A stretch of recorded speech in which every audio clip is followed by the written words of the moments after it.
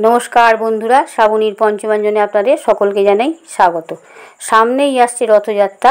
एई रथयात्रा उपलक्षे आमी आजके पुरीर सेई बिख्यात खाजार रेसिपि निये आपनादेर सामने चले एसेछि। बंधुरा आमादेर हाते समय तो एखन खूब कम, ताई खूब कम परिश्रम और खूब सहजे किभाबे एई रेसिपिटा करा जाय सेई पद्धतिटाई आमी आपनादेर संगे शेयार करब। चलुन ताहले शुरू करी। বানানোর জন্য আমি এখানে 2 কাপ মতন ময়দা নিয়ে নিচ্ছি। ময়দাটা চেলে নিয়েছি। এর মধ্যে দিয়ে দিচ্ছি 1 টেবিল চামচ ঘি আর দিয়ে দিচ্ছি 4 টেবিল চামচ রিফাইন অয়েল।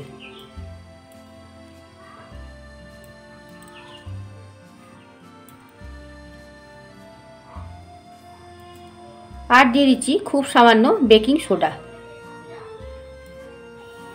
ময়ান দিয়ে ভালোভাবে ময়দাটাকে মেখে নিচ্ছি।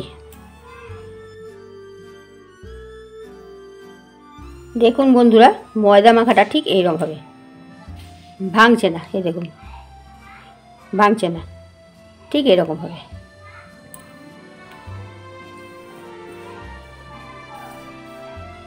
এই কাপে 1 কাপ জল নিয়ে নিয়েছি। এই জলটা দিয়েই ময়দাটা জলটা দেবো আর অল্প অল্প করে মাখবো।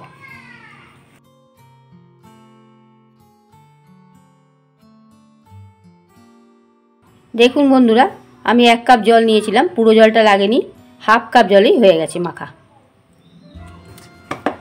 বেশিক্ষণ মাখবার দরকার নেই, 3 থেকে 4 মিনিট মাখলেই হয়ে যাবে। ডোটা কিন্তু বেশ শক্তই হবে বন্ধুরা। মিনিট 3 সময় ধরে ময়দাটাকে মেখে নিচ্ছি, আর মাখবো না। 15 থেকে 20 মিনিট একটা ঢাকনা চাপা দিয়ে রেখে দিলাম, এইভাবেই থাকবে। ময়দাটা শেষ হতে হতে এই কাপের 1 কাপ চিনি দিয়ে দিচ্ছি। এর মধ্যে দিয়ে দিচ্ছি হাফ কাপ পরিমাণ জল। 200 গ্রাম ময়দায় 200 চিনি লাগবে আর হাফ কাপ পরিমাণ জল লাগবে।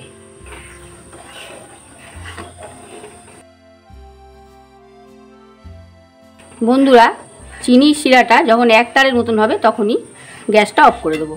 দেখি 1 তারের মতন হলো কিনা। একটুখানি হবে, তাহলেই হয়ে যাবে।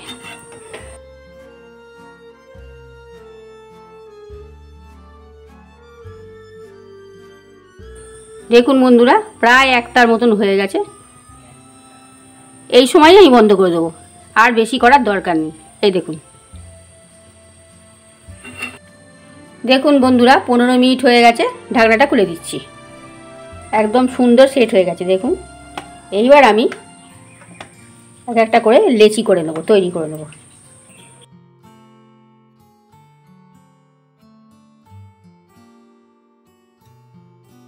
দুশো ময়দায় এখানে 7টা লেচি হয়েছে।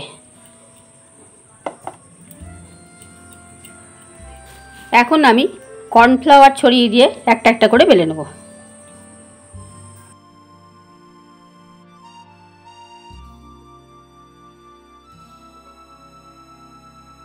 রুটির মতন করে বড় করে বেলে নিলাম। রুটিটাকে বেশ বড় করে বেলে নিয়েছি। এবার একটু সাদা তেল রুটিটার ওপর দিয়ে বুলিয়ে দেবো। এর ওপর দিয়ে অল্প অল্প করে ময়দা ছড়িয়ে দিয়ে আবার ব্রাশ করে দেবো।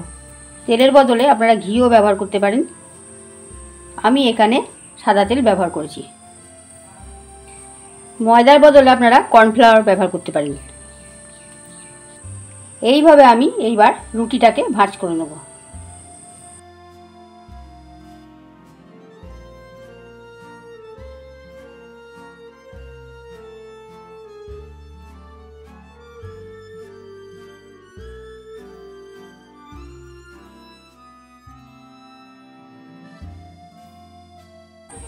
এইবার এইভাবে ফোল্ড করে নেব।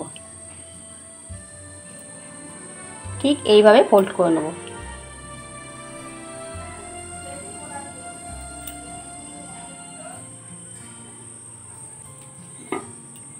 এবার হালকা করে একটু বেলে নেব।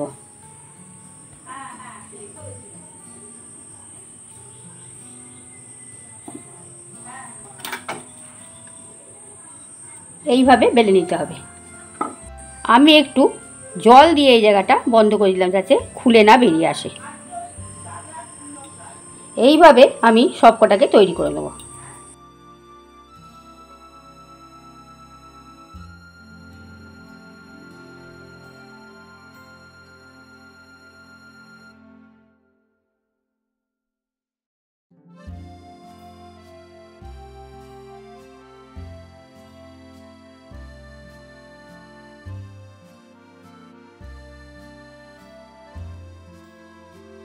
সব কটা খাজা বানিয়ে ফেলেছি এইভাবে।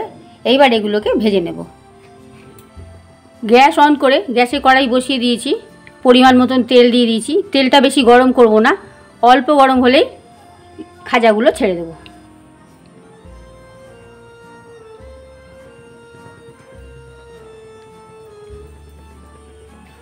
একসঙ্গে বেশি খাজা দেব না, এরকম দুটো দুটো করেই তেলে দিয়ে ভেজে নেব।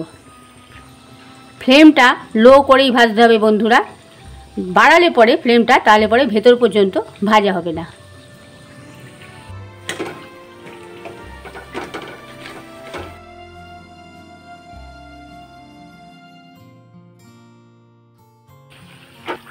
এই দুটো ভাজা হয়ে গেছে, এগুলো একটা পাত্রে তুলে নিচ্ছি। গ্যাসের ফ্লেমটা অফ করে দিলাম। এইভাবে বাকিগুলো ভেজে নেব।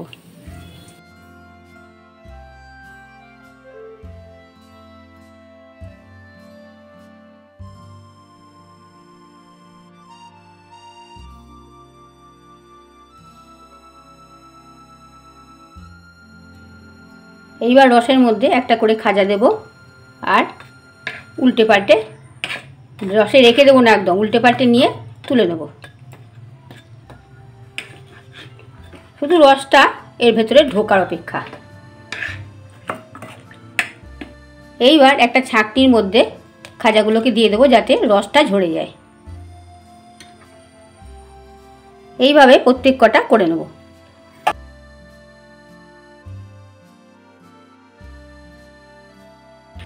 দেখুন রসটা এইভাবে পড়বে, রসটা সম্পূর্ণ ঝরে গেলে তারপর আমি খাজাগুলোকে তুলে নেব।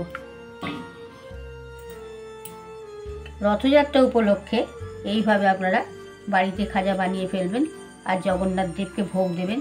দেখবেন খেতে কত সুন্দর হয়েছে, সেই প্রসাদ পাবেন আপনারা, জগন্নাথ দেবের প্রসাদ পাবেন। দেখবেন খেতে কত অসাধারণ হয় এই গজা।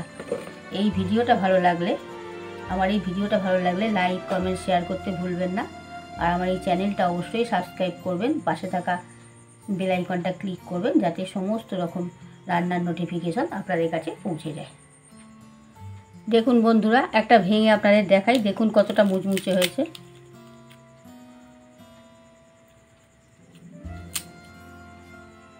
এইভাবে আপনারা এয়ারটাইট কন্টেনারের মধ্যে রেখে দেবেন, দেখবেন বহুদিন খেতে পারবেন।